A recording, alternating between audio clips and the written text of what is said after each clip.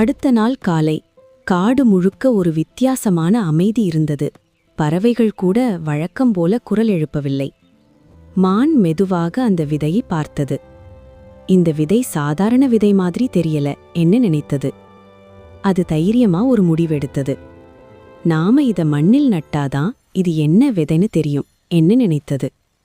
அது மெதுவா மண்ணத் தோண்டி அந்த ஒளி வீசும் விதையை உள்ளே வைத்தது. சில நிமிடங்கள் எதுவும் நடக்கல. மான் திரும்ப போற நேரத்துல அந்த மண் நடுங்க ஆரம்பிச்சது. மண்ணுக்குள்ளிருந்து ஒளி வெளிவர ஆரம்பிச்சது. அந்த விதை மெதுவா முளைக்க ஆரம்பிச்சது. சிறிது நேரத்தில் பெரிய செடியாக வளர்ந்தது. மாலையாகும் முன்னாடியே அது ஒரு பெரிய மரமாக வளர்ந்துவிட்டது. மான் அதை பார்த்து ஆச்சரியப்பட்டாலும் சில நேரம் கழித்து அது அந்த மரத்தை கவனித்தது.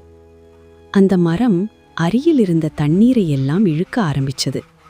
அதனால் அந்த மரத்திற்கு அருகில் இருந்த சின்ன செடிகள் வாட ஆரம்பிச்சது. மான் பயந்து கொண்டே சொன்னது, இந்த மரம் நல்லதா இல்ல கெட்டதா? இந்த மரம் காடுக்கு ஆபத்தா மாறுமா? பார்ட் 3ல தெரிஞ்சுக்கலாம். ஓகே ஃப்ரெண்ட்ஸ், பார்ட் 3ல என்ன நடந்துச்சுன்னு தெரிஞ்சுக்க மறக்காம நம்ம சேனலை சப்ஸ்கிரைப் பண்ணிக்கோங்க.